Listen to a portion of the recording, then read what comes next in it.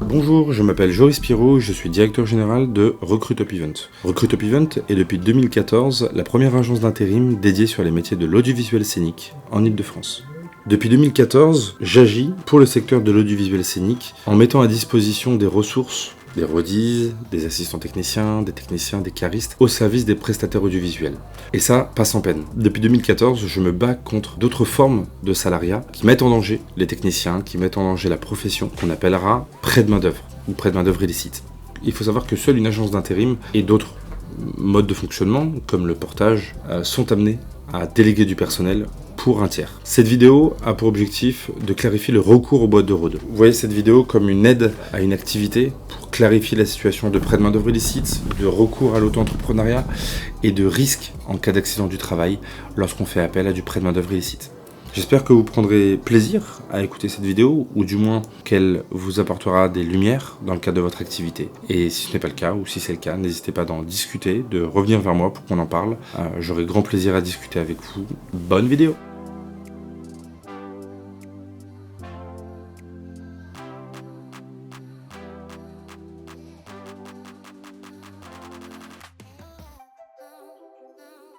Une boîte de rôde est une société de services qui met à disposition du personnel consistant à aider l'installation, la désinstallation de matériel audiovisuel scénique, de déco, de mobilier pour un client.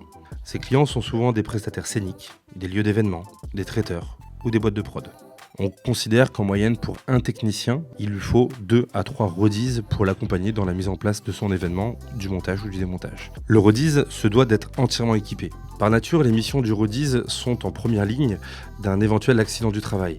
Port de charges lourdes, accident du travail lié à des coupures, à de l'installation de matériel ou à de la désinstallation. Les boîtes de rôde font donc totalement partie du paysage de l'événementiel scénique et ont leur part de responsabilité en matière de droit du travail et de protection de leurs travailleurs.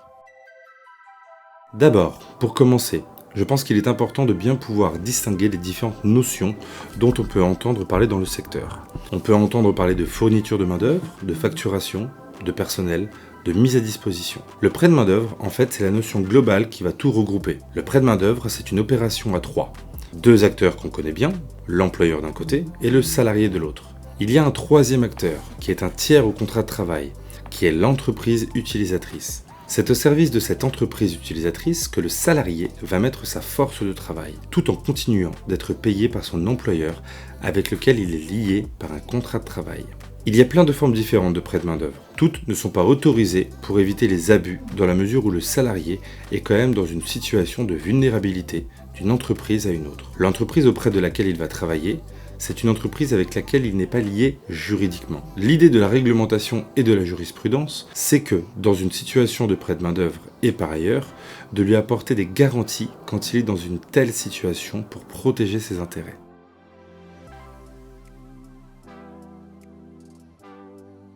Il peut y avoir 3 cas dans lesquels un prêt de main-d'œuvre peut être fait. Le premier cas, c'est lorsqu'il s'inscrit dans un cadre réglementaire qui autorise le prêt de main-d'œuvre et qui l'encadre. Il y a des formes assez connues. Travail intérimaire, portage salarial, comme les prêts de main-d'œuvre réalisés dans le cadre de regroupements d'employeurs. Dès lors que l'entreprise prêteuse réalise le prêt, conformément aux règles qui s'appliquent à elle, l'opération est licite. Il y a quelques exigences qui sont posées par le Code du travail et qui sont communes à peu près à toutes les formes de prêt de main-d'œuvre et qui sont explicitement autorisées. La première, c'est qu'il faut que ce soit une activité exclusive. Et la deuxième, c'est qu'il y a un certain nombre de garanties à respecter. Là encore, pour préserver les droits du salarié qui est prêté. Donc il ne suffit pas simplement de se revendiquer, par exemple, agence d'intérim pour que l'opération soit licite. Encore faut-il se soumettre à la réglementation qui est applicable. Le deuxième cas dans lequel le prêt de main-d'œuvre est licite, c'est lorsque l'opération est à but non lucratif. Si je fais un prêt de main-d'œuvre qui est gratuit, il n'y a pas de débat. Je suis à but non lucratif. Je peux facturer quelque chose à l'entreprise utilisatrice sans être à but lucratif. Sous-entendu, je ne gagne pas d'argent. Si je me contente de facturer les salaires, les charges sociales et éventuellement les frais professionnels du salarié, je suis toujours dans un but non lucratif parce que je ne fais pas de marge. Si je facture 1 € de plus, je commence à être dans un but lucratif et donc là, je ne rentre plus dans ce cas de figure. L'opération n'est donc pas licite. Les boîtes de rôde facturent de la mise à disposition de personnel, mais en prévoyant une marge. Donc, nous ne sommes pas dans un but non lucratif. Donc, nous ne sommes pas dans ce cas de figure. Le troisième cas dans lequel on peut faire du prêt de main-d'œuvre de façon licite, c'est lorsque ça s'inscrit dans le cadre d'une prestation de service. Pourquoi ? Parce que dans ce cas-là, le prêt de main-d'œuvre, ce n'est pas l'objet principal du contrat, ni l'objet exclusif. L'objet du contrat, c'est de rendre un service, d'apporter des compétences, un savoir-faire que n'a pas l'entreprise utilisatrice. Donc il faut effectivement que les salariés aient des compétences spécifiques et un savoir-faire spécifique que n'a pas l'entreprise utilisatrice. Exemple concret. Une salle de spectacle, si elle fait appel à une entreprise prêteuse pour se fournir en route, c'est quelque chose qui révèle de son activité en tant que salle de spectacle. Et donc, on ne peut pas considérer qu'on est dans ce cadre. On ne peut pas considérer qu'on est dans le cadre d'une prestation de service à proprement parler. On est dans le cadre d'un prêt de main-d'œuvre et en l'occurrence, on ne rentre pas dans le troisième cas de figure. Si on récapitule les trois cas de figure.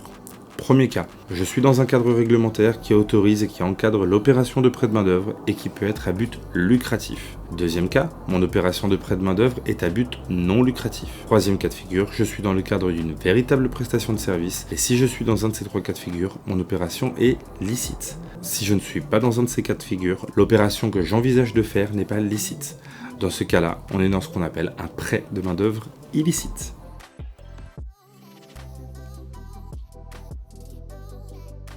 S'il y a une violation des règles du prêt de main-d'œuvre, on est dans le cadre d'un délit de prêt de main-d'œuvre illicite, qu'on peut aussi appeler marchandage. Lorsque le salarié subit un préjudice de la situation, il y a plusieurs catégories de personnes qui peuvent être poursuivies. D'abord, des personnes morales en premier lieu, évidemment l'entreprise prêteuse, mais également l'entreprise utilisatrice. Elle peut être considérée comme co-auteur du délit de prêt de main-d'œuvre illicite, mais on a aussi des personnes physiques qui peuvent être poursuivies. Donc les dirigeants de l'entreprise prêteuse et les dirigeants de l'entreprise utilisatrice. Si elles ont conscience du caractère illégal de l'opération de prêt de main-d'œuvre qu'elles accomplissent, on peut considérer qu'il y a lieu de poursuivre le dirigeant. Les clients de notre boîte de Rhodes auraient donc tort de penser que le respect des règles encadrant la fourniture de main-d'œuvre ne les concerne pas. Leur responsabilité peut pleinement être engagée en cas de poursuite, en tant que donneur d'ordre, y compris sur un plan individuel. Quelles sont les sanctions encourues ? Alors, on a différents types de sanctions qui peuvent être encourues. D'abord les sanctions pénales. 75 000 € d'amende pour les personnes physiques, ça peut aller jusqu'à 150 000 € d'amende pour les entreprises. On a ensuite une peine d'emprisonnement qui peut aller jusqu'à 5 ans et le juge peut également prononcer des peines complémentaires de type exclusion des marchés publics, interdiction temporaire d'exercice ou fermeture de l'établissement. En matière civile, il faut savoir que le technicien peut saisir les juridictions prud'homales pour demander au juge de l'indemniser de toutes les garanties et de tous les avantages dont il aurait été privé du fait de la situation de prêt de main-d'œuvre. Qu'est-ce que ça veut dire ? Ça veut dire que si le technicien pouvait prétendre à une meilleure rémunération en étant embauché directement par l'entreprise utilisatrice, il va pouvoir demander une indemnisation à ce titre et obtenir des rappels de salaire, le cas échéant, de la part de l'entreprise. En matière administrative, il y a un risque que l'entreprise soit sanctionnée et doive rembourser les aides publiques qu'elle a perçues au cours des 12 derniers mois. Je pense notamment pour les entreprises du secteur culturel à une aide à l'embauche qui est bien connue, les aides à l'embauche dans le cadre du FONPEPS. En cas de condamnation pour prêt de main-d'œuvre illicite, ces entreprises-là doivent être obligées de restituer toutes les aides qu'elles ont perçues au cours des 12 derniers mois.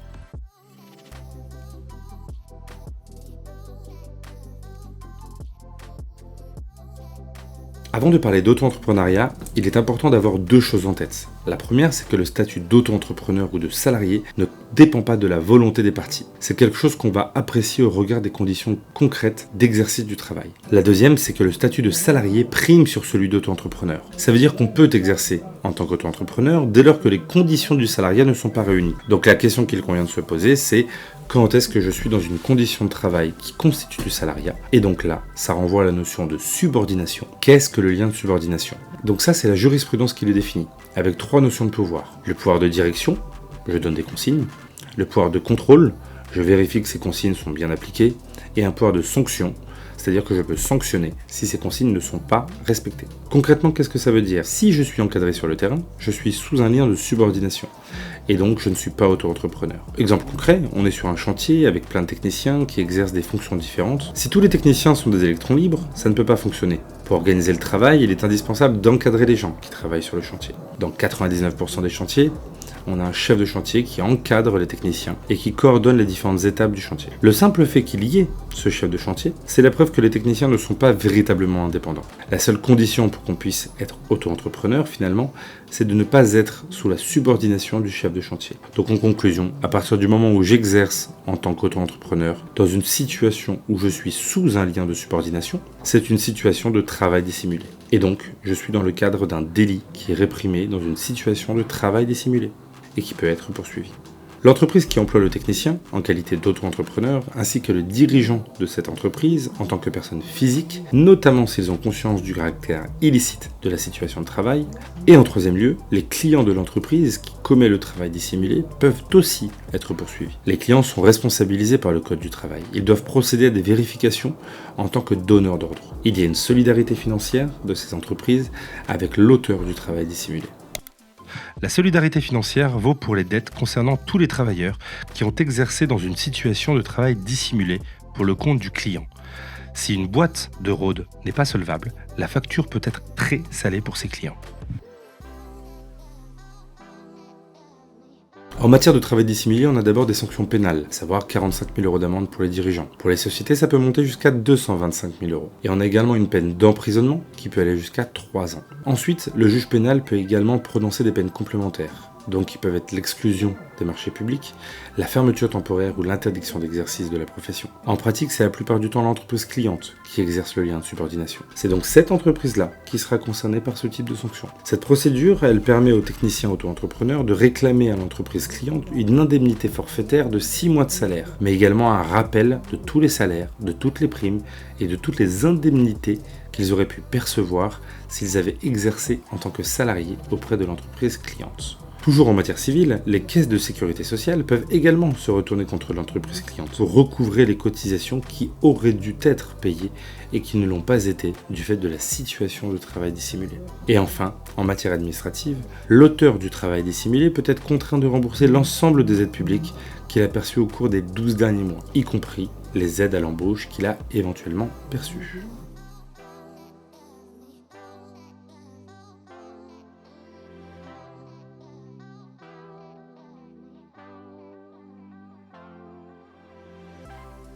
Tout d'abord, première question à se poser, qui est concerné par ce risque ? D'abord, en premier lieu, la boîte de rôde, qui emploie le technicien. Pourquoi ? Parce qu'elle est partie au contrat de travail. Et donc si un accident survient et que sa responsabilité peut être engagée, c'est elle qui sera concernée. Ensuite, deuxième personne qui peut être concernée, c'est l'employeur, donc à savoir le client de la boîte de rôde. Si c'est lui qui exerce le lien de subordination, le salarié peut vouloir faire reconnaître la situation de travail auprès du juge, se retourner contre le client et donc engager sa responsabilité, et notamment s'il est auto-entrepreneur. La reconnaissance de sa situation de travail salarié pourra lui permettre d'accéder à la législation sur les accidents du travail. Le simple fait de ne pas respecter les règles applicables en matière de santé et de sécurité au travail constitue en soi une infraction, qu'il y ait accident ou non. Donc d'abord, le port des EPI, si le technicien n'en porte pas, on est en infraction. La visite médicale évidemment, et ensuite ça va concerner aussi tout ce qui va être formation obligatoire et habilitation. Si le non-respect d'une de ces obligations contribue à la survenance de l'accident, là, il y a une responsabilité supplémentaire. Donc l'entreprise peut être poursuivie pour homicide ou blessure involontaire. Juridiquement, on appelle ça une faute inexcusable et ça ouvre pour le technicien des voies d'indemnisation supplémentaires vis-à-vis de l'entreprise. Donc l'enjeu pour la boîte de rôde et ses clients en matière de responsabilité est colossal.